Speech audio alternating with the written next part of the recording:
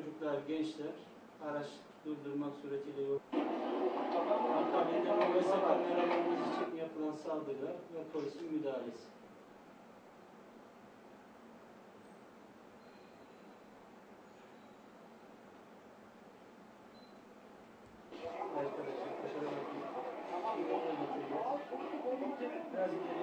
İlçemizde 13.09.2013 tarihinde İdil Caddesi Kantar mevkiinde 26 adet kullanıma hazır ve hemen ertesi gün 14.09.2013 tarihinde Nur Mahallesi'nde yine 25 adet kullanıma hazır olmak üzere toplam 51 adet Molotov kokteylli ve el yapımı bomba ele geçirilmiştir.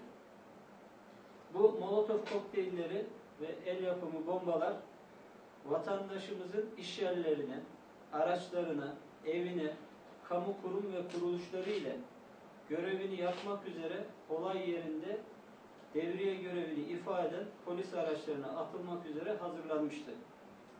Molotov ve el yapımı bombalar biraz sonra görüntülerini de size vereceğimiz değişik kundaklama ve mala zarar verme ve yaralama olaylarında daha öncesinde de kullanılmıştır.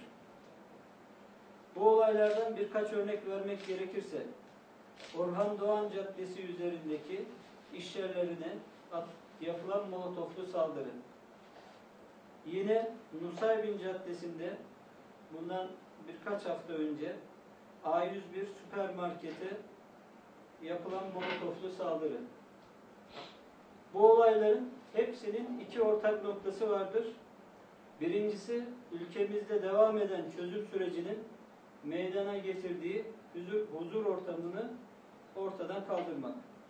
İkincisi, bu olayların yoğun olarak yaşandığı haftalarla bir önceki veya sonraki hafta hırsızlık olaylarını, asayiş olaylarını ve diğer olayları karşılaştırdığımızda büyük bir artış bulunmaktadır.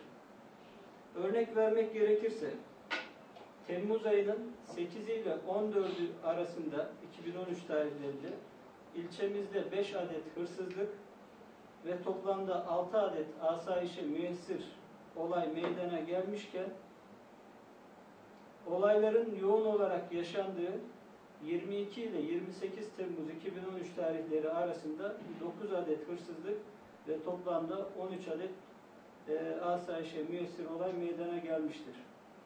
29.07.2013 tarihleri ile 04.08.2013 tarihleri arasında 5 adet hırsızlık ve toplamda 7 adet asayişe müessir olay meydana gelmişken, bir sonraki hafta 10 adet hırsızlık ve toplamda 16 adet asayişe müessir olay meydana gelmiştir.